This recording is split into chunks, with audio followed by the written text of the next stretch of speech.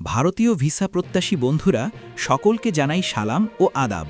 দীর্ঘ প্রতীক্ষার পর ভারত ভ্রমণের ছুদের জন্য এলো বছরের সবচেয়ে আলোচিত খবর। ভারত সরকার ঘোষণা করেছে আগামী ৮ই মার্চ থেকে পুরো দমে চালু হচ্ছে ভারতীয় ট্যুরিস্ট ভিসা।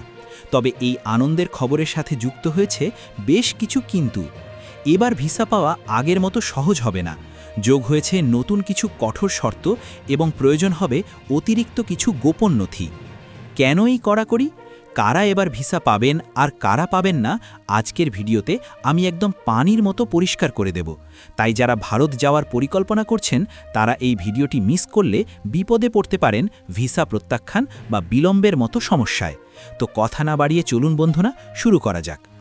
আপনারা জানেন যে গত কয়েক মাস ধরে ভিসা জটিলতার কারণে হাজার হাজার মানুষ ইন্ডিয়া যেতে পারছিলেন না। অবশেষে ৮ই মার্চ থেকে আইভ্যাক তাদের পোর্টাল সবার জন্য উন্মুক্ত করছে। তবে ভারত সরকার এবার তাদের সিকিউরিটি প্রোটোকল পরিবর্তন করেছে, মূলত ভিসার অপব্যবহার রোধ করতে এবং প্রকৃত পর্যটকদের আলাদা করতেই এই নতুন নিয়মের বেড়াজাল। এখন থেকে আপনার প্রতিটি নথিপত্র আরও নিবিড়ভাবে যাচাই করা হবে। এখন জানব নতুন কি কঠিন শর্তসমূহ আসছে এবং অতিরিক্ত কি কাগজপত্র লাগবে। রিটার্ন টিকিটের নিশ্চয়তা। আগে শুধু যাত্রার তারিখ দিলেই হতো, এখন আবেদনের সাথে কনফার্মড রিটার্ন টিকিট বাস, ট্রেন বা বিমান সংযুক্ত করা প্রায় বাধ্যতামূলক করা হচ্ছে। নির্দিষ্ট রুট পারমিট।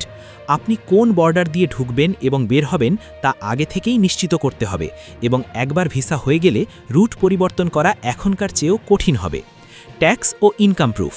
যারা ব্যবসা করেন তাদের ট্রেড লাইসেন্সের পাশাপাশি গত বছরের ইনকাম ট্যাক্স রিটার্নের কপি ITR থাকাটা এবার ভিসা পাওয়ার ক্ষেত্রে বড় ভূমিকা রাখবে। এখন জানব কাগজপত্রের তালিকায় কি বাড়তি যোগ হলো। ১. ইউটিলিটি বিলের আপডেট কপি। আপনার বর্তমান ঠিকানার প্রমাণ হিসেবে বিদ্যুৎ বা গ্যাস বিলের কপিটি অবশ্যই ৩ মাসের কম সময়ের হতে হবে। ২. হোটেল ইনভাইটেশন বা বুকিং। ভারতে আপনার থাকার জায়গার কনফার্মেশন স্লিপ এখন আবেদনের সাথেই জমা দিতে হবে। ৩.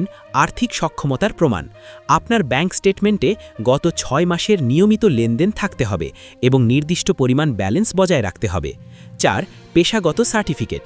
আপনি যদি স্টুডেন্ট হন তবে আইডি কার্ডের কপি এবং চাকুরিজীবী হলে NOC বা QR কোডযুক্ত বা ভেরিফিয়েবল হতে হবে। এখন জানাবো আবেদন করার সঠিক পদ্ধতি ও সতর্কতা।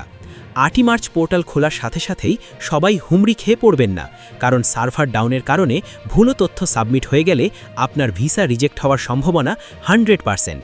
আমার পরামর্শ হলো নিজে ফর্ম পূরণ করুন অথবা বিশ্বস্ত কোনো প্রতিষ্ঠান থেকে করান। দালালের কথায় ভুলে কোনো ভুয়া ডকুমেন্ট, বিশেষ করে ব্যাংক স্টেটমেন্ট দেবেন না। মনে রাখবেন, একবার কালো তালিকাভুক্ত হলে কয়েক বছর আর ভিসা পাবেন না। পাসপোর্টের মেয়াদ যেন অন্তত ৬ মাস এবং তাতে পর্যাপ্ত খালি পাতা থাকে। তো বন্ধুরা, ৮ই মার্চের জন্য প্রস্তুতি নিন এখন থেকেই। ভারত ভ্রমণের স্বপ্ন পূরণ হোক আমাদের সবার। ভিডিওটি আপনার পরিচিতদের সাথে শেয়ার করুন যাতে কেউ ভুল তথ্য দিয়ে হয়রানির শিকার না হয়। তো দেখা হবে বন্ধুরা পরের কোনো ভিডিওতে। ততক্ষণ পর্যন্ত সকলের সুস্থতা কামনা করে এখানেই শেষ করছি। আল্লাহ হাফেজ।